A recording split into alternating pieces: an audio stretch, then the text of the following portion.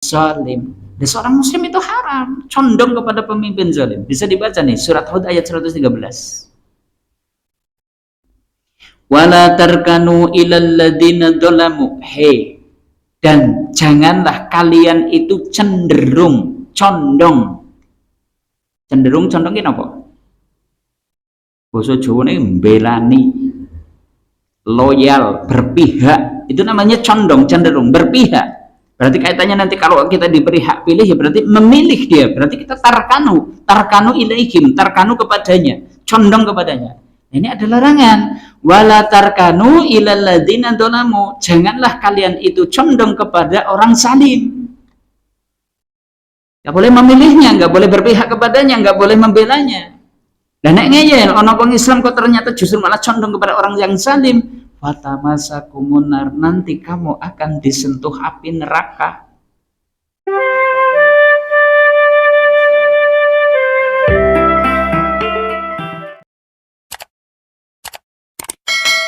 Bismillah.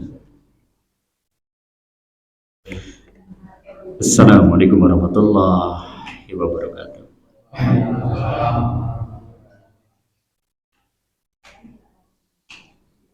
Alhamdulillah nahmaduhu wa nasta'inuhu wa nastaghfiruh wa na'udzu billahi min shururi anfusina min sayyiati a'malina may yahdihillahu fala mudilla lahu wa may yudlilhu fala hadiya lahu. Asyhadu an la ilaha illallah wahdahu la syarika lahu wa asyhadu anna Muhammadan abduhu wa rasuluh. Allahumma shalli wa sallim wa barik ala Muhammadin wa ala alihi wa ashabihi wa man tabi'ahum bi ihsanin ila yaumiddin. Ma ba'da. Fa ibadallah usikum wa iyaya bittaqwallah. Faqad qala Allah ta'ala ya ayyuhalladzina amanu taqullaha haqqa tuqatih wa la tamutunna illa wa antum muslimun. Wa qala Rasulullah sallallahu alaihi wasallam may yuridillahu bihi khairan yufaqihu fid-din. Qala man salaka tariqan yaltamisu fihi ilman sallallahu lahu bihi tariqan ilal jannah. Sadaqallahu wa sadaqa rasul karim. Bapak Ibu, saudara-saudari kaum muslimin yang semoga senantiasa dimuliakan Allah. Kita sudah berada di penghujung dari bulan Rajab ini. Berarti akan segera kita tinggalkan hari-hari di mana kebaikan Allah balas dengan balasan berlipat ganda akan segera berakhir. Artinya nanti kita akan kembali ke hari-hari normal. Jadi kalau kebaikan ya dibalas dengan balasan normal. Tapi kalau hari-hari ini masih dengan balasan berlipat. Makanya kalau bisa optimalkan potensi kita. Jangan sampai kemudian sisa hari yang ada di bulan Rajab kita masih bersantai-santai. Kayaknya nih saatnya kita ngejar supaya kita kemudian happy ending lah. Ending dari bulan Rajab kita bahagia. Kenapa? Bisa kita optimalkan tuh energi kita, kalori kita, keringat kita, jerih payah kita untuk berbagai kebaikan. Insya Allah berarti nanti kita sudah tebar kebaikan. Sya'ban nanti kita sirami, kita pupui. Nah kemudian Ramadan insya Allah panen. Dengan masuknya kita di ujung daripada bulan Rajab, berarti hitung-hitungan juga kayaknya nih Ramadan insya Allah tinggal 35 hari lagi akan hadir ya. Ramadannya sih kayaknya pasti hadir. Cuma kita sampai atau tidak ke sana lah kita nggak tahu nih waktu yang tinggal 35. Makanya tolong doanya jangan putus. Allahumma barik lana fi Rajaba wa Sya'bana wa balighna Ramadhana, supaya kita masih diberi kesempatan ketemu dengan Ramadan. Baik, Bapak Ibu, di sore hari ini kayaknya kita masih melanjutin nih apa yang kita bahas pada pertemuan kemarin. Kita akan bahas masih kaitannya dengan perpolitikan ya. Nah, hari ini kita akan bahas apakah memilih pemimpin itu bagian dari amal agama gitu. Karena kayaknya ada sesuatu yang hendak dimunculkan. Sudahlah milih pemimpin itu dikait-kait karo agama. Kuwi jenenge fanatik, kuwi jenenge politik identitas. intoleran. Negeri kita kan negeri banyak suku dengan berbagai kepercayaan dan agama, dengan berbagai macam mungkin budaya. Sudah, kalau urusan kepemimpinan ojo dikait-kaitke karo agama gitu, misalnya seperti itu. Nah, untuk itulah nanti kita akan bahas apakah ini termasuk dari bagian amal agama gitu. Yang mana kalau bagian dari amal agama ya berarti ada konsekuensinya, berarti besok kita akan diminta bertanggungjawaban nih gitu kan. Tentang pilihan-pilihan kita besok pada hari kiamat. Berarti bisa jadi kita gara-gara salah pilih gitu kan, kemudian bisa jadi dosa dan masuk neraka, atau sebaliknya ketika benar berarti kita akan dapat pahala dan kemudian bisa jadi menjadi sebab kita masuk surga. Ini yang akan coba kita bahas, sehingga nanti mungkin kita akan bicarakan juga kalau memang ini bagian dari amal agama, kaidahnya apa sih ya, karena berarti harus ngikutin kaidah dalam memilih pemimpin. Nah, inilah yang mungkin nanti akan coba kita bahas di kesempatan malam hari ini. Sama sekali nanti tidak ada tujuan kampanye nomor 1, nomor 2, nomor 3 mboten. Silakan, nanti kita justru akan belajar seorang muslim harus loyal dengan kaidah, bukan dengan nama, bukan dengan person, bukan. Kita tidak fanatik dengan person tertentu, dengan nama tertentu, bukan. Tapi kita itu fanatiknya itu dengan apa? Kaidah. Kaidah itu berarti uger-uger yang harus dipegang oleh seorang muslim. Baik, ini insya Allah yang akan kita kaji di kesempatan malam hari ini. Sebelumnya sholawat serta salam semoga senantiasa tercurah kepada uswah kita, teladan kita Rasulullah Muhammad SAW beserta keluarganya, sahabatnya, dan juga orang-orang yang sikoh dalam dinul Islam. Ya. Untuk menjawab pertanyaan ini, kaum muslimin, saya akan ingatkan kembali satu hadis yang diriwayatkan oleh Imam Ahmad dan juga Al-Bazar yang kemarin sudah kami bacakan, bahwa ternyata model-model kepemimpinan yang akan dilalui oleh umat Islam itu sudah dikabarkan oleh Nabi sejak 1400 tahun yang lalu. Ini kan menarik gitu kan. Jadi belum terjadi sudah dikabarkan oleh Nabi. Ini loh model kepemimpinan yang akan dilalui oleh umat Islam. Nah, sedikit saya ingatkan. Beliau bersabda, takunu ya, nubuwata fikum masyaallahu an takuna, kalian itu akan berada pada masa kenabian. Itu akan terjadi dengan kehendak Allah, jangka waktunya juga sesuai dengan yang dikehendaki oleh Allah. Sumayarfa'uha idza sa'a ayarfa'aha. Masa ini akan berakhir ketika Allah Ta'ala menghendaki berakhirnya. Sumatakunu khilafatan ala minhajin nubuwah. Kemudian beliau bersabda, kemudian kalian setelah masa kenabian akan memasuki masa kekhalifahan ala minhajin nubuwah, yang diatur dengan cara-cara kenabian. Ya. Dan ini akan terjadi dengan kehendak Allah sampai jangka waktu yang dikehendaki oleh Allah. Sumayarfa'uha idza sa'a ayarfa'aha. Masa ini pun akan berakhir ketika Allah Ta'ala itu menghendaki berakhirnya. Sumatakunu mulkan audon. Setelah itu kalian akan berada pada masa mulkan audon. Ini juga akan terjadi dengan kehendak Allah sampai jangka waktunya juga seperti itu. Nanti ada saatnya sumayarfa'uha idza sa'allahu ayarfa'aha. Masa ini pun akan berakhir jika Allah Ta'ala sudah menghendaki berakhirnya. Summa takunu mulkan jabriyatan. Setelah itu kalian akan berada pada kepemimpinan mulkan jabriyatan, raja atau pemimpin-pemimpin sekuler, pemimpin-pemimpin liberal. Dan ini akan terjadi juga atas kehendak Allah sampai jangka waktu yang dikehendaki oleh Allah. Dan kemudian beliau bersabda juga, summa yarfa'uha idza sa'a yarfa'aha. Kemudian masa ini pun akan berakhir ketika Allah Ta'ala itu menghendaki berakhirnya. Ternyata beliau kemudian mengabarkan, summa takunu khilafatan ala minhajin nubuwah. Kemudian kalian akan kembali kepada kekhalifahan yang dipimpin dengan cara-cara kenabian. Summa sakata. Kemudian beliau diam. Artinya ya sudah, sampai di sinilah gambaran kepemimpinan yang akan dilalui oleh umat Islam. Nah, saya sudah sebutkan kemarin, ini periodisasi waktunya. Ini adalah masa di mana umat Islam dipimpin oleh Nabi. Inilah kepemimpinan terbaik yang pernah dirasakan umat Islam ini. Saat umat Islam dipimpin Nabi. Sekalipun peradabannya belum modern, ekonominya belum maju, gitu kan, teknologinya belum canggih, tapi inilah kepemimpinan terbaik. Setelah beliau sedo, maka kita berada di masa khilafah ala minhajin nubuwah, Abu Bakar, Umar, Utsman, Ali. Ini yang disebut dengan khulafaur rasyidin. Yang masa ini kemudian 30 tahun, kemudian selesai sampai tahun 664, kita memasuki masa Mulkan Adhan. Ada 3 periode besar. Saat kita dipimpin oleh kekhalifahan Daulah Bani Umayyah, hampir 200 tahun. Setelah itu kita dipimpin oleh kekhalifahan Bani Abbasiyah, hampir 500 tahun. Setelah itu kemudian direbut oleh Sultan Salim I, sehingga kita memasuki kekhalifahan Utsmani Turki. Ini ketemunya sampai hampir tahun 1924. Yang kemarin sudah kami sampaikan, tepatnya tanggal 24 Maret, runtuhlah kekhalifahan Utsmani Turki.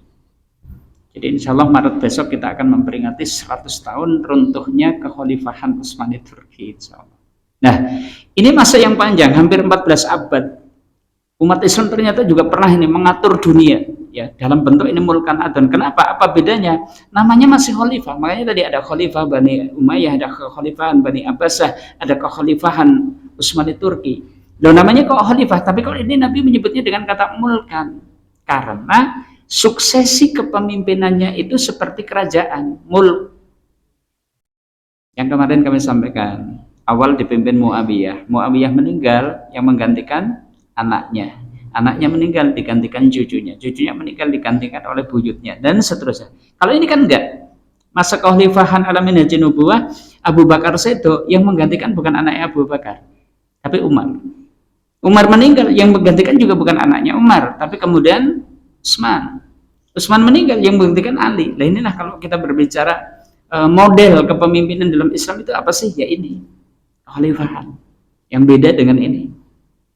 Nah, setelah tahun 1924, umat Islam terpecah belah dalam nasionalisme kebangsaan, nasionalisme. Yang kemarin kami bahas, di masa ini terpecah berarti umat Islam. Ya, dulu Jazirah Arab dan seluruh wilayahnya itu menjadi satu. Maka setelah 1924 ada kerajaan Saudi Arabia nasional sendiri, bangsa sendiri.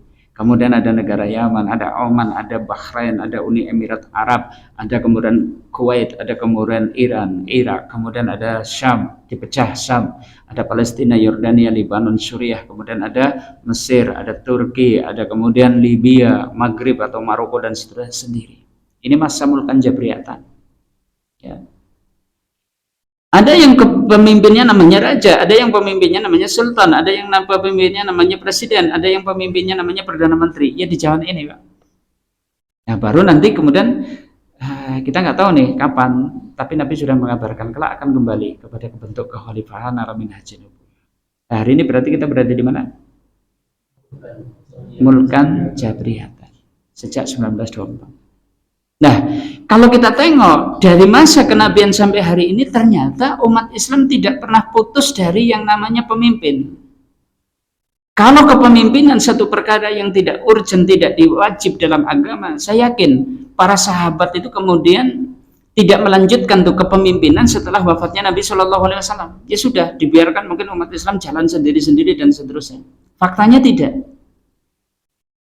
Bahkan kemudian tadi sampai pemakaman Nabi saja itu tertunda 3 hari. Beliau itu wafat hari Senin tanggal 12 Rabiul Awal, baru dimakamkan itu hari Rabu tengah malam. Kenapa? Para sahabat itu lebih mementingkan siapa yang layak menjadi pengganti beliau setelah wafatnya Nabi, sampai mereka tertunda memakamkan Nabi. Bukan karena mereka tidak tahu bahwa menyegarakan penyelenggaraan jenazah itu adalah sesuatu yang diutamakan, tapi mereka menganggap lebih penting bahwa umat Islam harus segera memiliki pemimpin setelah wafatnya Nabi. Ini menjadi dalil, oh berarti ternyata kepemimpinan itu adalah bagian dari agama.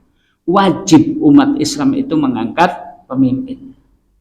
Salah satu dalilnya ini, karena tidak pernah luput nih, artinya tidak pernah umat Islam itu tidak memiliki pemimpin.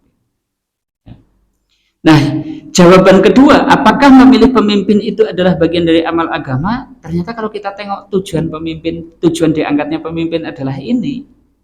Yang kemarin sudah kami sampaikan ya, ini adalah ucapan dari Imam Al-Mawardi. Al-imamatu maudu'atu li khilafatin nubuwah fi hirasatiddin, ya, wasiyasatid dunyabi.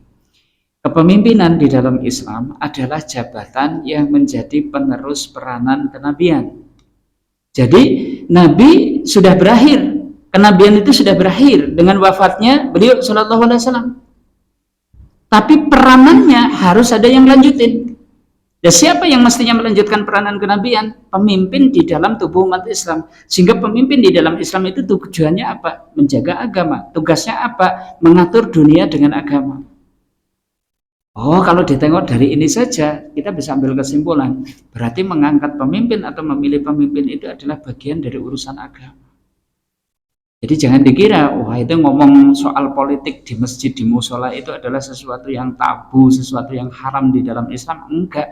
Bahkan urusan soal politik itu adalah bagian daripada agama itu sendiri. Nah, politik itu apa toh? Ya salah satunya adalah menentukan siapa yang layak menjadi pemimpin. Nah, dari sini sekali lagi kaum muslimin, memilih pemimpin adalah bagian dari amal agama. Nah, kalau bagian dari amal agama, berarti seorang muslim harus mengindahkan nilai-nilai atau kaidah-kaidah agama dalam menentukan pilihannya. Yang kalau enggak kita AB dengan kaidah yang ada bisa jadi dosa, bahkan mungkin lebih berat daripada dosa. Kalau memang memilih pemimpin adalah bagian dari amal agama, maka berarti ini satu perkara yang kelak akan dimintai pertanggungjawaban pada hari kiamat. Jadi jangan dikira bahwa jenengan itu nyoblos itu ternyata besok itu akan ada pertanggungjawabannya. Loh, kenapa sampai kok milih ini? Besok itu akan ditanya alasannya apa. Dan tadi, kalau ini adalah bagian daripada amal agama, berarti ada konsekuensi pahala atau dosa. Maksudnya gimana? Kalau kita itu taat kepada kaidah, berarti dapat pahala. Tapi kalau kita tidak taat dengan kaidah yang ada, kita bisa dosa. Nah, kaum muslimin, hari ini kita berada di fase kepemimpinan Mulkan Jabriyatan. Yang ada hal yang unik dibandingkan dengan masa kepemimpinan sebelumnya. Yaitu apa? Satu, semua orang hari ini memiliki hak untuk memilih pemimpin. Yang kalau di zaman sebelumnya enggak. Kalau di dalam Islam itu aslinya mboten sedanten menungso atau utawi tiyang niku punya hak memilih pemimpin, Pak. Hanya orang yang beriman, berakal sehat, berilmu, bisa mengendalikan jiwa dan seterusnya, ini yang boleh milih. Kalau sekarang kan yang kemarin kami sampaikan, gento ya oleh milih, gitu kan, maling ya oleh milih, preman ya oleh milih, gitu kan. Dari sini ada resikonya, gitu kan, ada resikonya, gitu kan. Kalau ternyata tidak semua orang itu berhak memilih, gitu kan, ada resikonya. Ternyata padahal yang buruk-buruk itu biasanya jumlahnya lebih banyak daripada yang baik-baik, gitu. Kan jadi bersiko. Bersikonya apa? Loh, kok sing menang ya semua elek-elek, gitu kan. Kalau semua orang berhak memilih, gitu kan jangan-jangan orang kebanyakan bodoh, tidak paham politik, tidak cerdas dalam urusan politik, sehingga kemudian dia itu mudah mungkin dikai duit 50.000 atau 100.000 ya wis sing dipilih lho ngopo. Lah aku tanggal 14 libur kok, gitu kan. Lah sapa sing arep mbayari aku, ya wis sing awes 100.000 ya sing tak pilih. Nah ini kan tidak cerdas dalam berpolitik. Nah kalau sudah seperti ini, nanti orang jahat yang punya duit bisa memenangkan pemilihan, gitu kan, karena urusannya seperti itu. Sementara tadi kemarin one man one vote, satu orang nilainya satu suara. Preman nyoblos siji, Pak Kiai nyoblos nilainya siji, ulama nyoblos nilainya siji, wong sing ora tau ngaji nyoblos ya nilainya siji, ya. Ustadzah nyoblos nilainya siji, PL nyoblos ya nilainya siji, gitu kan. Ini kan repot nih kalau seperti ini, kayaknya orang baik susah untuk memenangkan kontestasi, itu akan susah. Sementara ini suara terbanyak sebagai penentu kemenangan dan seterusnya. Oke, ini adalah kekhasan ya kepemimpinan di fase Mulkan Jabriyatan. Nah, untuk mengantisipasi kelemahan ini, sistem ini punya kelemahan, gitu kan? Maka sebenarnya ini seorang muslim harus mengindahkan kaidah saat dia itu memilih pemimpin. Nah, sekarang ini yang akan kita bahas. Nah, kaidahnya apa? Gitu kan? Nih, baik, kaum muslimin harus ada. Karena ingat ya, memilih pemimpin ternyata adalah bagian dari amal agama yang besok akan dimintai pertanggungjawaban. Yang kalau benar kaidahnya kita dapat pahala. Yang kalau kita menerjang kaidah yang ada, ya kita jadi dosa. Oke, kita bahas satu persatu. Bagaimana kaidah Islam dalam memilih pemimpin? Satu ini ya. Seorang muslim haram memilih pemimpin kafir. Radikal enggak? Halo? Radikal enggak? Orang Jawa pikir radikal, katanya radikal ini. Intoleran enggak? Oke, saya tanyakan, kalau ternyata ini kaidahnya, kaidah pertama seorang muslim itu haram memilih pemimpin kafir. Saya tanya, intoleran enggak? Indonesia kan ora guru Islam tok lho, iki presiden iki pimpinane wong kabeh agama, mosok nek kafir napa ora oleh milih sing kafir dan seterusnya, kuwi jenenge intoleran, kuwi jenenge anti kebinekaan, kuwi jenenge radikal, kuwi jenenge fanatik, kuwi jenenge politik identitas dan seterusnya. Oke, saya jawab dulu nih supaya kita itu kemudian paham kaidah ini. Begini Bapak Ibu, saya tanya aja nih, andai jenengan seorang Kristen, saya tanya, jenengan kepengen nggak presidennya Kristen? Nek jenengan wong Kristen, pengen mboten presidennya Kristen? Saya tanya, ini manusiawi, mungkin nggak? Jenengan pengen nggak? Nek jenengan Kristen pengen mboten nek presidennya Kristen? Mesti pengen Pak. Manusiawi banget. Bahkan tontonan teng Bali niku. Wong Bali niku mboten bakalan trima lurahe kok udu Hindu. Ora bakalan trima nek gubernure utawa bupatine niku mboten Hindu. Pasti di sana itu wong Hindu yo kepengine lurahe Hindu, camate Hindu, bupatine Hindu, gubernure Hindu. Manusiawi enggak? Kalau seperti itu manusiawi enggak? Nah, kalau begitu sama, kalau seorang muslim kok kemudian komitmen gak boleh seorang muslim itu memilih pemimpin kafir, bicaranya manusiawi banget Pak. Manusiawi banget, tidak radikal, tidak fundamentalis, tidak fanatis, bahkan itu tuntutan iman. Nek jenengan ada seorang muslim kok kemudian rela, gitu kan, rela dipimpin oleh orang kafir, jenengan itu berarti imannya nggak beres. Ini yang kita maksud, bahwa ini sesuatu yang sangat manusiawi. Wong Buddha yo kepengen, nek iso yo RT-ne Buddha, lurahe Buddha, camate Buddha, bupatine Buddha, bahkan nek iso kabeh menterine yo agamane Buddha. Coba yang di India kan seperti itu, orang rela loh. Nek kemudian ada orang Islam kok kemudian menguasai tampuk-tampuk kepemimpinan yang ada di India, nggak rela. Apalagi setelah berkuasanya partai Bharata Janat yang sangat ekstrim, Hindu-Hindu ekstrim, wah sangat kejam dengan umat Islam. Di India seperti itu. Artinya hari ini kalau ada seorang muslim kok komitmen dengan ini, haram seorang muslim memilih pemimpin kafir. Manusiawi. Secara nakli, nah ini, Allah tidak memberi jalan bagi orang kafir menguasai orang beriman. Ini, wala yaj'alallahu lil kafirina 'alal mu'minina sabila, dan sekali-kali, ini pakai lam nafyu plus nun. Ini berarti sekali-kali dan sekali-kali Allah tidak akan memberi jalan kepada orang kafir untuk menguasai orang beriman. Ini ketetapan Allah. Allah tidak akan memberi jalan orang kafir menguasai orang beriman. Nah ini kok kemudian menguasai, saya garis bawah dulu ya. Jadi menurut Imam Al-Mawardi, memimpin itu artinya menguasai, Pak. Jadi nek jenengan kok dipimpin oleh orang kafir nih misalnya gitu kan, berarti kita itu dikuasai oleh orang kafir. Dan Allah tidak menghendaki yang seperti itu. Nah, Allah tidak menghendaki orang kafir menguasai orang beriman, kok ada seorang muslim memberi jalan kepada orang kafir untuk menguasai orang beriman. Dengan cara apa? Berpihak kepadanya, loyal kepadanya, memilih dia menjadi pemimpin, maka di dalam Islam dosa. Ini adalah bagian daripada dosa. Jadi bukan kemudian bebas surapopo milih sak sopo-sopone gitu kan, ini orang-orang kaitannya dengan agama ada, sebab nanti kita itu akan dikuasai oleh orang-orang kafir, maka Islam punya uger-uger apa? Haram seorang muslim memilih pemimpin kafir. Ini nakli. Aklinya lagi nih, dalil akli lagi. Tadi tugas pemimpin di dalam Islam apa? Maudhu atau ya al-maudhu atau khilafatin nubuwah, menjadi penerus peranan kenabian.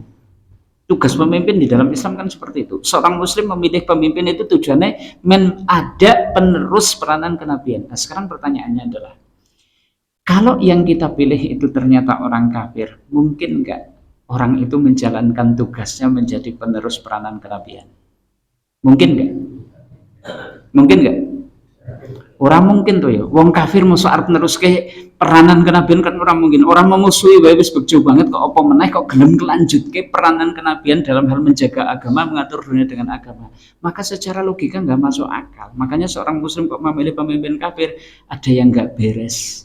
Jangan-jangan dia Islam tapi bukan orang beriman. Ini satu. Nah, sekarang kita tengok dalilnya. Ditutar ayate nek pancen enten larangan bahwasanya seorang muslim itu haram memilih pemimpin kafir. Oke, saya tunjukkan beberapa. Satu surat Ali Imran ayat 28. Allah Ta'ala ngendika, la yatahidil mu'minunal kafirina awliya'a min dunil mu'minin. Janganlah orang beriman menjadikan orang kafir menjadi pemimpin dengan meninggalkan orang beriman. Ini ketetapan Allah. Ini dawuhe Allah, ya. La yattahidil mu'minun, janganlah orang beriman menjadikan orang kafir menjadi aulia. Aulia itu pemimpin.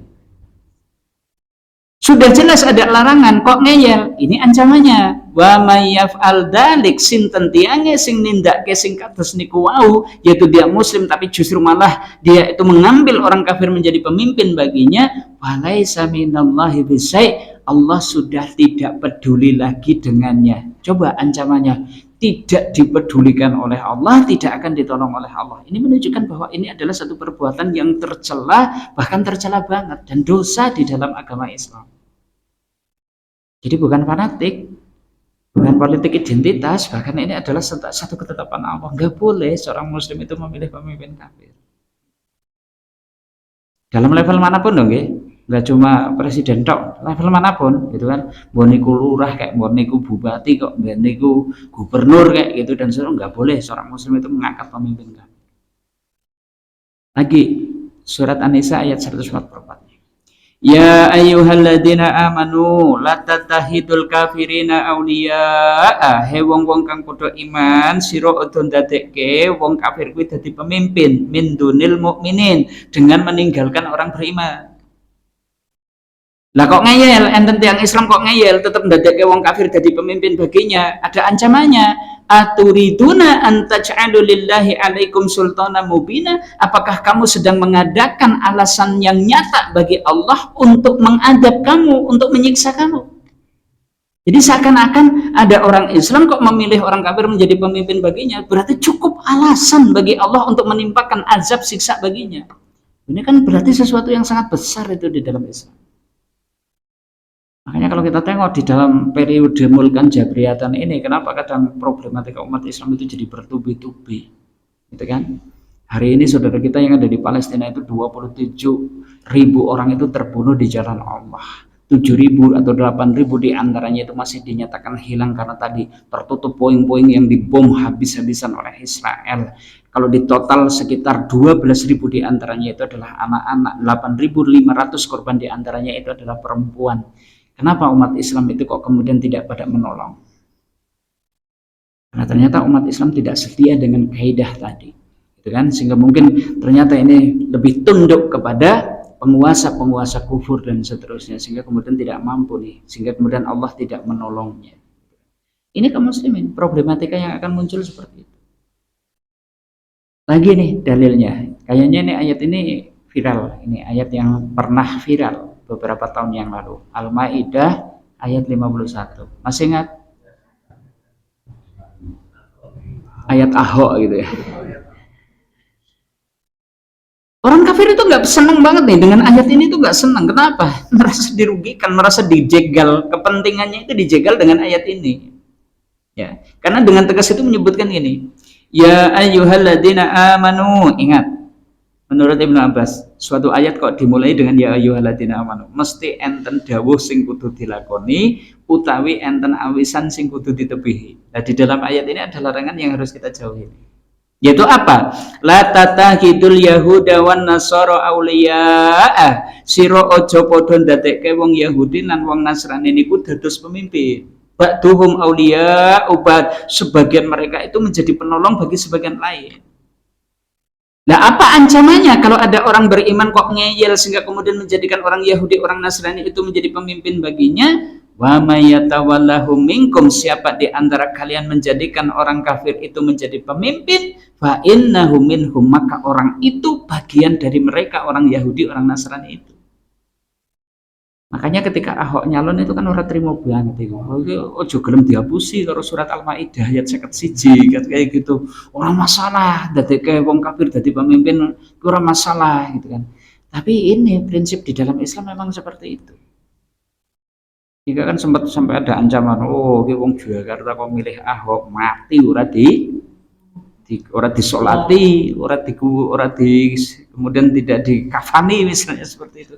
Ya karena ada ancamannya gitu. Wa may yatawallahu minkum fa innahu minhum. Siapa di antara kalian kok loyal memberikan pilihan kepada orang kafir itu, dia bagian daripada orang kafir. Maksudnya ini benjing teng dinten kiamat, dikumpulkan, dibarengkan dengan orang yang dia pilih. Kalau dia orang Kristen, dikumpulkan dengan orang Kristen. Kalau dia itu orang Yahudi, dikumpulkan dengan orang Yahudi. Ini kaum muslimin. Kalau tambah lagi ada At-Taubah 23, ada surat Al-Mujadilah ayat 22. Ini adalah dalil-dalil haramnya memilih pemimpin kafir. Ini kaidah pertama. Radikal apa betul? Intoleran apa betul? Enggak, gitu kan. Kita ulangi lagi, enggak. Ya ki wong Islam ya kudu koyo ngene, gitu kan. Harus seperti ini. Bahkan kalau enggak ya sudah, berarti justru kita itu yang enggak beres dengan keimanannya, gitu. Tadi kami sampaikan wong Hindu wae kepenginnya presidennya Hindu kok. Wong Buddha juga kepenginnya presidennya Buddha. Wajar banget sih jenenge wong Islam kok kemudian kekeh dengan keyakinannya, itu manusiawi, Pak. Oke, ini kaidah pertama, Bapak Ibu kaum muslimin sudah ngomong. Sekarang kaidah kedua nih, kaidah kedua. Ustaz, niki calone muslim kabeh Ustaz. Nomor 1 muslim, nomor loro muslim, nomor 3 muslim, nomor 4 enten nomor 4 apa mboten? Oh iya, 3 tok gitu. Muslim kabeh. Kalau tadi kan misalnya satu muslim, satu kafir wis genah kan. Ya aja pilih sing kafir. Mbok sing Islam iki welek gitu kan seperti itu ya tetap pilih yang Islam. Kaidahnya seperti itu. Tapi lho iki telu-telune muslim misalnya. Ya oke, berarti yang kedua nih. Haram seorang muslim memilih pemimpin yang fasik atau zalim. Lho apa bedane kafir karo fasik kalih zalim niku bentene teng peteng pundi? Fasik itu orang Islam. Cuma dawuh disepeleke, awisan diterjang, halal haram ora peduli, sing diperturutkan syahwat lan hawa nafsu. Hawa nafsu ki apa? Hawa nafsu jabatan, hawa nafsu kedudukan, hawa nafsu harta, hawa nafsu lawan jenis. Orang kok tidak peduli halal, tidak peduli haram kaitannya dengan pemenuhan hawa nafsunya, ini namanya fasik. Adapun zalim itu orang yang suka melakukan perbuatan aniaya sing sifatnya ngrugike dumateng tiang sanes, baik tiang sanes niku sendiri atau mungkin rakyat banyak, itu namanya apa? Zalim. Dan seorang muslim itu haram condong kepada pemimpin zalim. Bisa dibaca nih surat Hud ayat 113.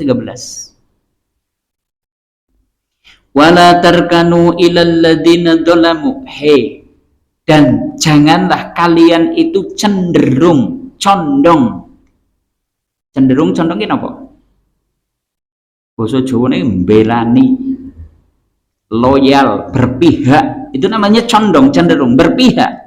Berarti kaitannya nanti kalau kita diberi hak pilih ya berarti memilih dia. Berarti kita tarkanu ilaihim, tarkanu kepadanya, condong kepadanya. Ini adalah larangan. Wala tarkanu ilal ladzina dzalamu. Janganlah kalian itu condong kepada orang zalim. Nggak boleh memilihnya, nggak boleh berpihak kepadanya, nggak boleh membelanya. Dan nek ngeyel ana wong Islam kok ternyata justru malah condong kepada orang yang zalim, fatamasakumun, nanti kamu akan disentuh api neraka. Gara-gara condong itu nanti akan disentuh. Ini bahasanya tamasakumun, disentuh. Ini kan? Ini tamasakumun, disentuh. Disentuh niku ampun dikinten tul gitu terus rampung gitu mboten lho ya, terus wis ora apa disentuh api neraka kan disentuh tok tul wis rampung, bukan. Ini majas. Disentuh niku tegese yo mlebu neraka. Lah kalau sudah masuk neraka, wa manakum min dunillahi min auliya, ora ono sing bisa maringi pitulung kejaba namung Allah. Summala tungsorun, bahkan Allah wis netepke kemudian kalian tidak akan mendapatkan pertolongan. Oh ya, itu berarti dosa dan kemudian diancam dengan lama tinggal di neraka gara-gara kita condong berpihak belani milih wong zalim jadi pemimpin. Bisa dipahami. Jadi nek telu-telune niku kok muslim, berarti jenengan coba tracking, rekam jejak orang ini pernah berbuat aniaya atau tidak. Orang ini fasik atau tidak, memperturutkan hawa nafsu pora.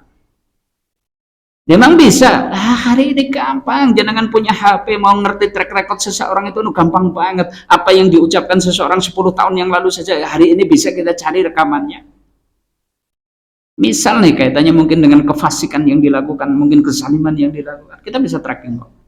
Misal ada bupati yang ketika dia itu dilantik melaporkan asetnya di PPATK itu mungkin 3 miliar.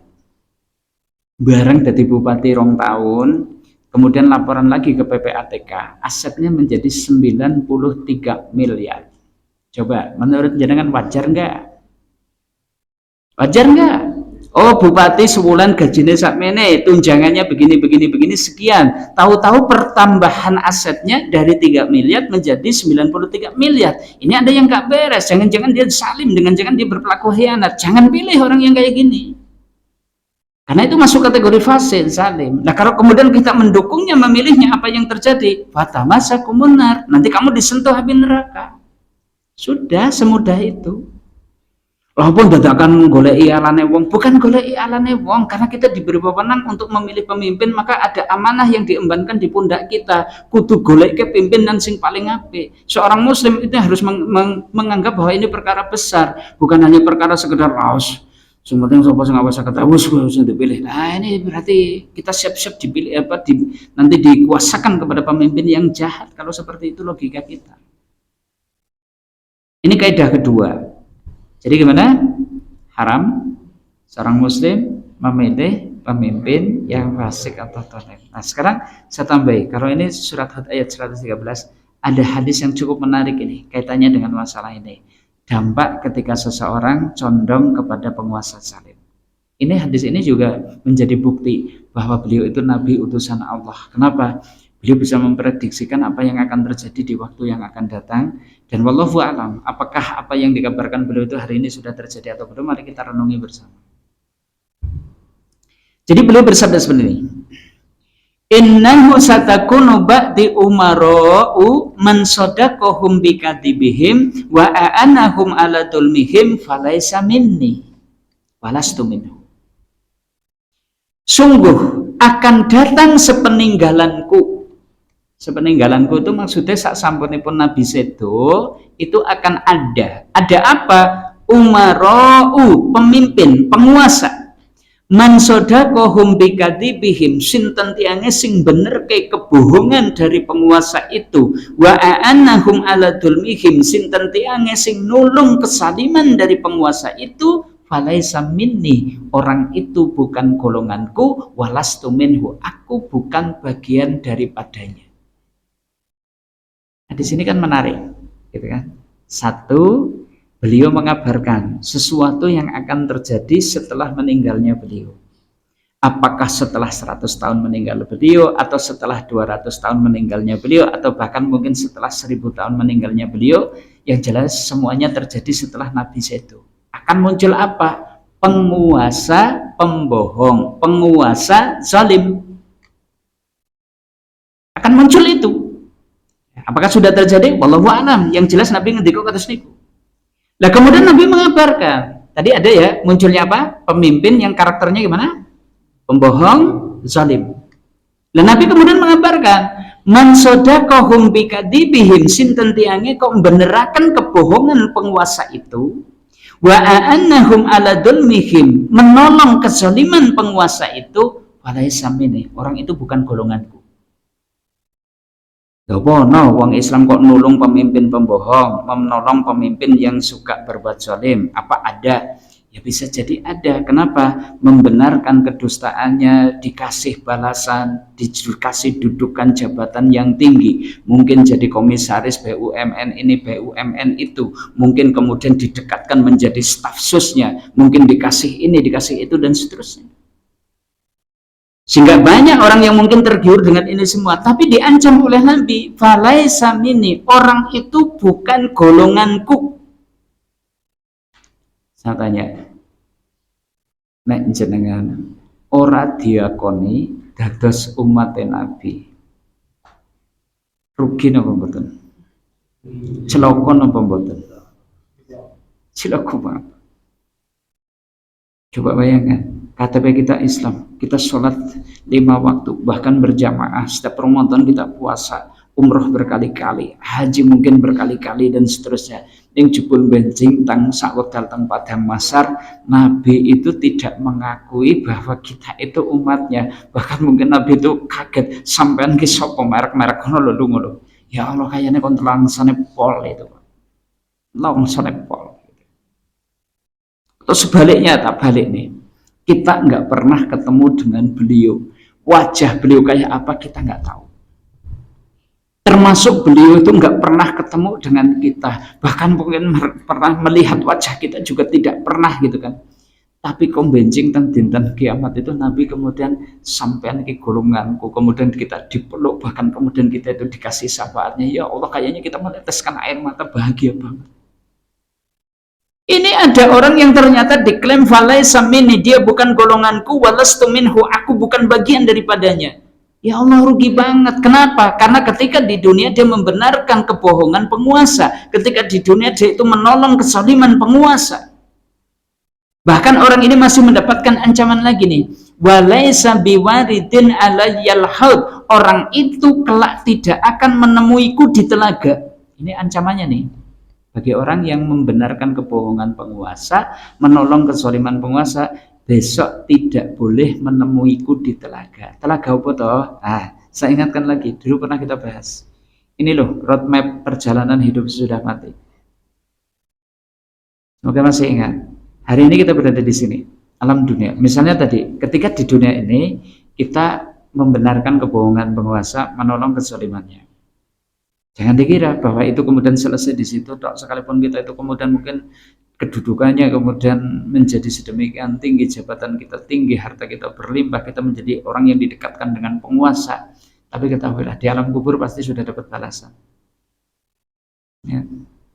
Nanti ada saatnya alam semesta ini akan hancur. Ternyata itu bukan selesai urusan kita, karena nanti kita akan dihidupkan lagi, dibangkitkan lagi. Kemudian kita akan dikumpulkan di suatu tempat yang sangat dahsyat, namanya mahsyar.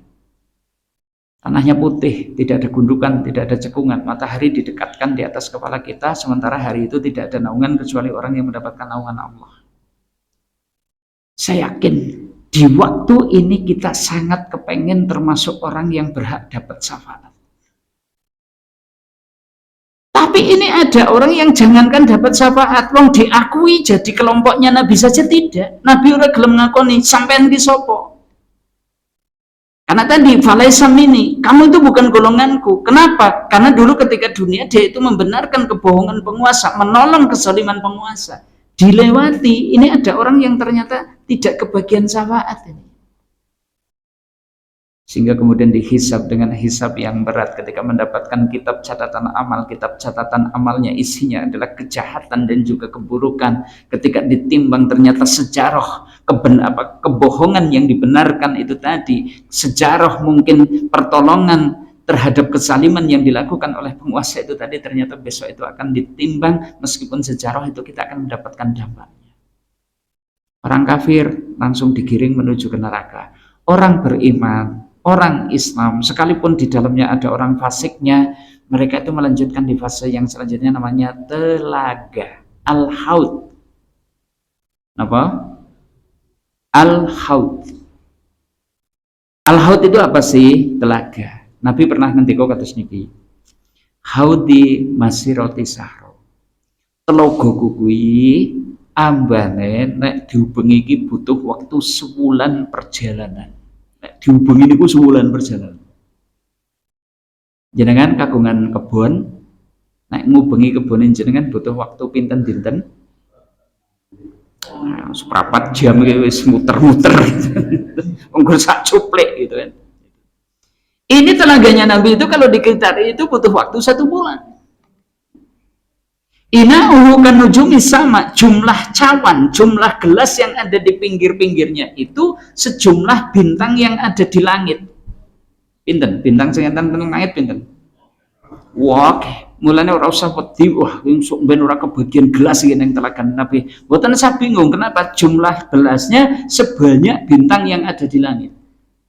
Airnya lebih putih daripada susu, rasanya lebih manis daripada madu. Man syariba minha lam yatma'u abadan. Sinten tiange sing ngunjuk toyone Nabi niku wau, toya telaga niku wau, lam yatma abadan. Wis ora bakalan krasa ngelak sak lawase. Masalah.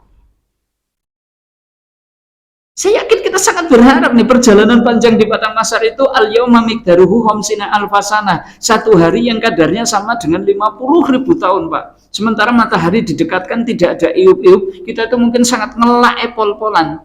Wah, bejo banget kemudian bisa kemudian ketemu Nabi di telaga pasti disuruh ngunjuk. Nek ngunjuk ya niku wau, lam man syariba min halam yatma'u abadan. Pokoke sinten tiyang sing ngunjuk ora bakalan krasa ngelak salawase. Celoko banget yang niku wau yang sudah kami sampaikan. Ini ada orang yang ketika di dunia penguasa bohong yo dibelani, penguasa berbuat zolim yo malah ditulungi. Diancam sama Nabi, walaisa biwaridin alayal haud. Wong kuwi besok ora iso menemuiku di telaga. Nek tidak bisa ketemu beliau di telaga, yo ora bakalan iso ngunjuk banyune. Ning kosok wangsulipun wa man lam yusaddiqhum bikadibihim, sinten tiange sing boten bener ke kebohongan penguasa itu tadi, walam yu'inhum ala dzulmihim, sinten tiange sing ora nulung kesoliman penguasa tadi, bahwa mini, dia adalah golonganku, wa ana minhu, aku bagian daripadanya, wa huwa waridun alayal haud, besok wong kuwi bakalan menemuiku di telaga. Ning yo tadi mungkin wong sing mboten bener ke kebohongan penguasa ya mungkin terpinggirkan. Ora kebagian jabatan komisaris, ora didaftarke mungkin wakil menteri, ora didaftarke staf khusus dan seterusnya. Bahkan mungkin ada kesalahan kecil saja kemudian dikriminalisasi sehingga kemudian membuat kita itu hancur kehidupannya. Ning sok ben diakoni dadi umat Nabi, dapat syafaat, bahkan bisa ketemu dengan Nabi di telaga sehingga berhak minum air telaga beliau. Ini kaidah yang kedua. Jadi satu gimana kaum muslimin? Haram seorang muslim memilih pemimpin kafir. Karena Islam kafir pripun Ustaz? Ya berarti kaidah kedua. Kaidah kedua gimana? Haram seorang muslim memilih pemimpin fasik atau dhalim. Nah sekarang yang ketiga, Ustadz niki tiangnya jan sae kabeh niki, nomor 1 soleh, nomor 2 soleh, nomor 3 soleh. Maka kaidah yang ketiga, seorang muslim wajib memilih yang paling bertakwa. Loh kok bisa disusuri? Bisa. Sekali lagi, hari ini rekam jejak seseorang itu terdokumentasikan dengan baik. Jejak digitalnya itu ada di mana-mana. Asal kita itu mau mencari, insya Allah ketemu. Ki wong ki jane keluargane harmonis ora. Orang ini terhadap orang tua akhlaknya seperti apa? Orang ini ngibadahi kaya apa? Iso maca Quran pora? Gawene salat napa mboten? Sok memperturutkan syahwat napa mboten? Silaturahim napa mboten, kalih wong cilik kepripun, alah hari ini mudah banget. Maka pilih yang paling bertakwa. Seorang muslim harus seperti itu. Ada orang yang mungkin tadi soleh, takwanya beda-beda, kok jenengan tetap memilih ternyata yang tidak begitu soleh, padahal ada yang lebih soleh, nggak boleh, ini dosa. Karena Nabi seperti itu. Kenapa sih Nabi kok memilih Abu Bakar sebagai penggantinya? Jadi ada semacam inisial ya, ketika Nabi niku sudah mendekati sepuhnya, beliau itu memang seakan-akan memberi sinyal-sinyal ini bahwa nanti pengganti beliau itu Abu Bakar. Kenapa? Abu Bakar itu orang yang keimanan dan ketakwaannya itu paling tinggi. Beliau itu pernah bersumpah gini, waladhi nafsi Muhammadin biyadihi, demi zat yang jiwa Muhammad berada di tangannya, andai iman Abu Bakar itu ditimbang, iman seluruh penduduk Madinah ditimbang, demi Allah kata Nabi, lebih berat imannya Abu Bakar. Dibandingkan, padahal bukan penduduk Madinah zaman ini, penduduk Madinah zaman itu kan berarti ada Umar, ada Utsman, ada Ali dan seterusnya. Itu masih lebih berat imannya Abu Bakar. Maka beliau pilihlah Abu Bakar menjadi pengganti beliau, tidak kemudian sing dipilih malah Ali mantune. Ini mboten kemudian digolekke nopo pamane, nopo ponakane, mboten. Yang dipilih ya Abu Bakar. Kenapa? Yang paling beriman, paling bertakwa. Bahkan Nabi kan juga pernah bersabda itu, seandainya kalian itu berinfak emas sebesar gunung Uhud, itu tidak akan bisa menandingi sodakoh gandumnya Abu Bakar sekalipun hanya serantang. Coba bayangkan betapa beratnya keimanan dan ketakwaan Abu Bakar, sampai hari ini kita infak emas sebesar gunung Uhud itu pahalanya nggak akan bisa menandingi infaknya Abu Bakar sekalipun apa serantang gandum, Pak. Maka lah ya beliau kemudian memilih Abu Bakar menjadi pengganti beliau.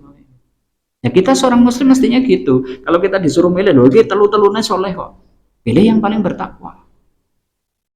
Termasuk nih ada satu dalil juga, Umar pun itu kalau beliau itu memuliakan seseorang itu ya juga dimuliakan dari kadar ketakwaannya. Pernah nih ya ada satu kisah nih, Umar ketika menjabat menjadi khalifah itu mengadakan open house.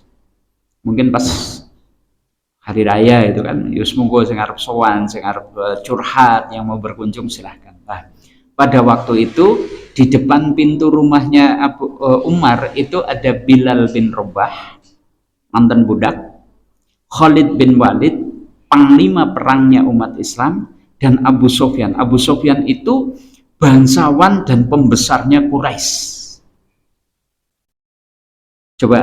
Kita coba ikut merasakan suasana ini dengan saya ilustrasikan gini. Misalnya Bapak Ibu, tengajeng daleme panjenengan ada orang mau ketemu kali panjenengan, pengen sowan, 3 orang. Siji nganggone kaos oblong numpak Supra X98. Loro kita kenal bahwa orang itu dan ramil. Telu ono wong numpake Pajero, jas-jasan, dasinan, sepatune kempling. Saya tanya, sing disuruh panjenengan monggo pinarak mlebet rumiyin, saya tanya, sinten sing jenengan pilih kan mlebet teng dalem jenengan riyen? Jujur wae, ora usah sok apik-apikan gitu. Yo sing numpak Pajero gitu kan, sing numpak Pajero sing nganggo jas, dasinan, sepatune kempling. Nah sing nganggo kaos oblong kon numpak Supra X98, anu jenengan lewat pedangan wae yo, lewat pawon wae gitu. Suruh ke belakang gitu kan. Kenapa? Karena kita itu menghormati orang itu dari tampilan, dari outfit. Ini kita. Ya. Tapi dulu Umar enggak. Yang pertama kali disuruh masuk itu ketika itu suruh masuk Bilal bin Rabah. Begitu Bilal itu masuk, Abu Sufyan itu mukanya itu langsung cemberut, nampak tidak suka. Boso Solone mungkin kere didisik kayak gitu kan, rasanya orang terima banget, ini kere malah disik-disik kayak itu Bilal bin Rabah. Ya, yang kemudian menjawab itu Khalid bin Walid. Khalid bin Walid itu kemudian bilang kepada Abu Sufyan, Abu Sufyan, ngilo, suruh ngilo itu kan, ngilo piye gitu kan. Ketika Bilal bin Rabah masuk Islam, kemudian dia ketahuan sama majikannya, sehingga kemudian diseret, dijadikan mainan anak-anak, dilempari batu, kemudian diseret di padang pasir yang tengah membara, kemudian ditindih badannya dengan batu besar supaya keluar dari agama Islam. Dia kemudian menjawab, ahad. Saya tanya, wahai Abu Sufyan, waktu itu kamu ada di mana? Pertanyaannya menarik gitu kan. Waktu itu Khalid bin Walid, ketika Bilal itu disiksa seperti itu, Khalid bin Walid itu masih musyrik, Abu Sufyan itu masih musyrik. Bahkan selisih masuk Islamnya Bilal bin Rabah dengan Abu Sufyan itu hampir 20 tahun, Pak. Kenapa? Abu Sufyan itu masuk Islam itu adalah ketika Fathul Mekah. Fathul Mekah itu kejadiannya tahun ke-8 setelah hijrah. Sementara Bilal bin Rabah itu masuk di tahun-tahun pertama beliau itu dakwah. Berarti sekitar 13 tahun sebelum hijrah itu Bilal sudah masuk Islam.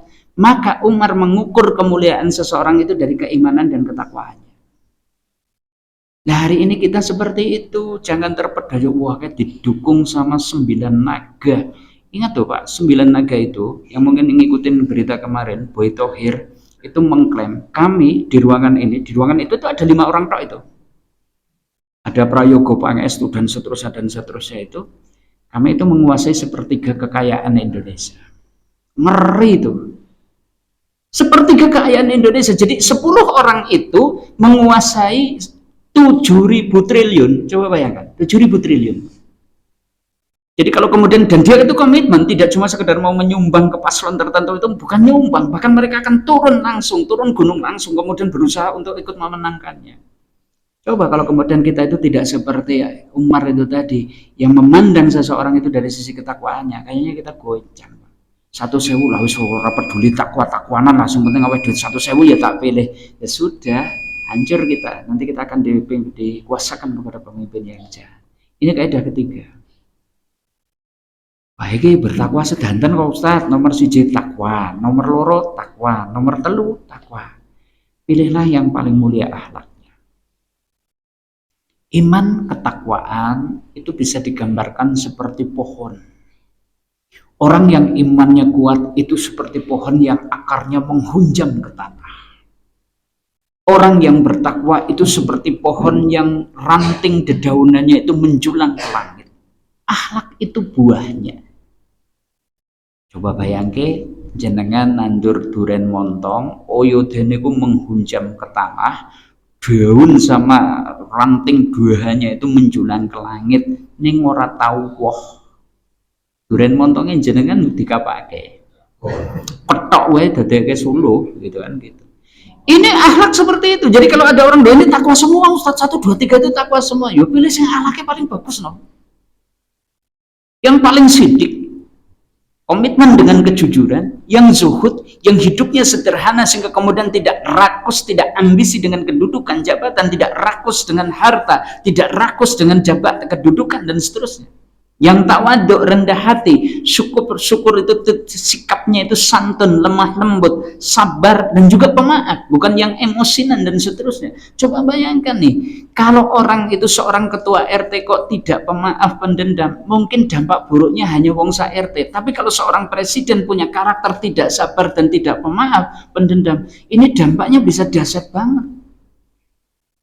Carilah yang sabar, yang pemaaf. Syukur hayinin, layinin, sahlin, koribun minan nas. Jauh dari sifat congkak, hayinin.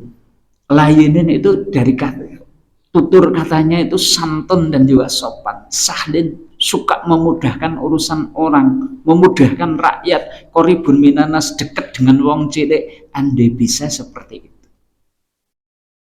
Plus-plusnya, pilihlah yang berpengetahuan luas. Kenapa Allah itu angkat Talut menjadi raja Bani Israel? Ternyata ada alasannya. Bastotan fil ilmi wal jism. Allah lebihkan Talut itu dengan ilmu pengetahuan dan fisik. Seakan-akan ini salah satu kriteria seorang pemimpin itu ya kayak gitu. Carilah yang pengetahuannya luas, yang fisiknya kuat. Jadi dia memiliki kafaatul ilmi wa kafaatul jism. Nah, nanti kalau kafaatul ilmi di dalam fikih itu seorang pemimpin itu minimal harus ilmunya setara mujtahid. Nah, mujtahid itu tandanya apa? Hafal Quran, minimal hafal 10.000 hadis. Itu baru layak Pak diangkat jadi pemimpin. Kalau di dalam Islam gitu kan, kalau hari ini ya susah nyari yang seideal itu. Tapi setidaknya di antara yang lain, oh mudeng agomo, oh ini ngerti iki lho sing halal, iki lho sing haram dan seterusnya. Ini sudah pengetahuan luar biasa. Inilah Bapak Ibu, saudara-saudari, 5 kaidah. Jadi nanti seorang muslim itu tidak fanatik dengan nama seseorang, tidak fanatik dengan person itu enggak. Tapi seorang muslim itu harus komitmen dengan kaidah ini. Haram seorang muslim memilih pemimpin kafir. Haram seorang muslim memilih pemimpin fasik. Carilah orang yang paling bertakwa. Kalau bisa pilihlah orang yang berakhlak mulia. Syukur plus yang berpengetahuan luas. Nah sapa kuwi nek siji loro telu niku urusane panjenengan. Silahkan tadi di tracking, cari rekam jejaknya, coba tengok latar belakangnya seperti apa dia dan seterusnya. Sumangga kami hanya menunjukkan kaidah. Begitu kaum muslimin, sadurunge kawula pungkasi wonten ingkang badhe tanglet kawula sumangga. Nggih, monggo. Seperti yang disampaikan saat ini kita di masa berbulan Syahriah di masa itu kemudian dari kaidah yang telah disampaikan itu dan sebelum kaidah tadi ada risiko bahwa kalau dalam Islam kan pemilih itu orang-orang terpilih, ternyata itu masih ada risiko bahwa karena saat ini jadi seharusnya ditimbang-timbang orang yang dalam tanda kutip kurang ilmu agama dan sebagainya, yang kafir dan sebagainya, ada kemungkinan bahwa umrahnya adalah selain yang dikriteria. Iya. Nasihat agar itu baru dalam posisi sudah kita memilih sesuai kaidah, kemudian nanti di bawah pimpinan orang-orang golongan itu apa yang bisa lakukan? Ya, baik. Ya, baik. Alhamdulillah wassalatu wassalamu ala Rasulillah la haula wala quwata illa billah.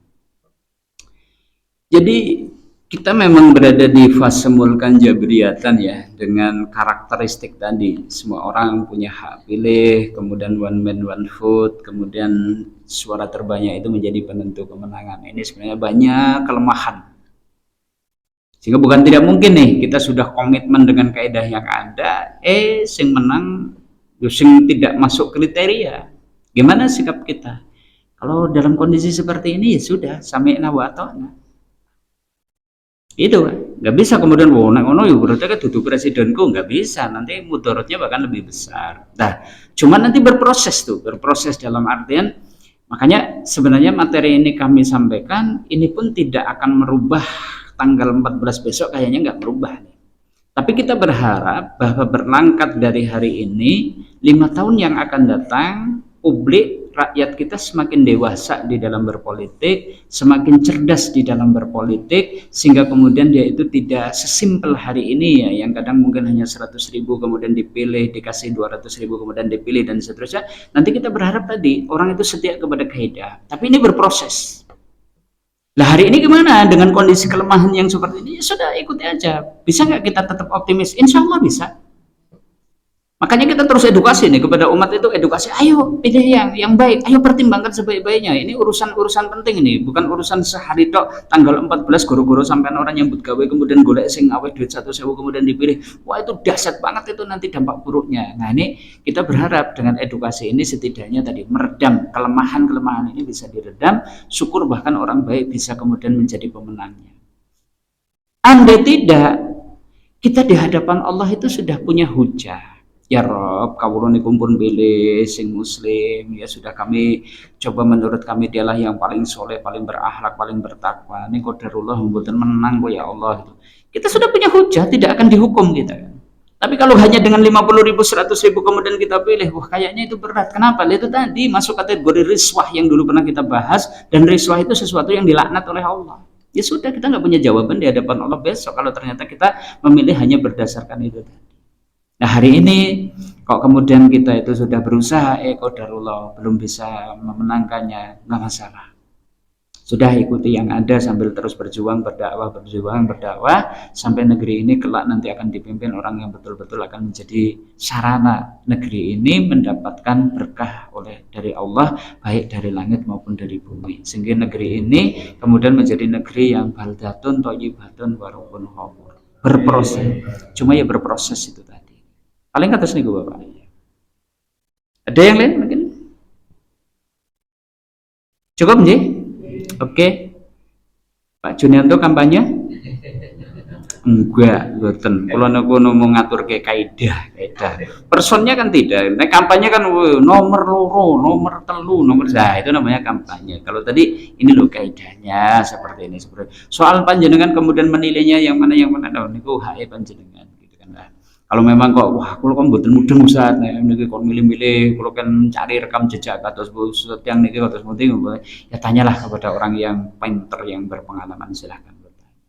Begitu dari kami gunging papunten bahwa atur kawula mboten pranani penggalih ada benarnya dari Allah ada salahnya dari diri kami pribadi monggo kita pun kasih kanthi doa kafaratul majelis.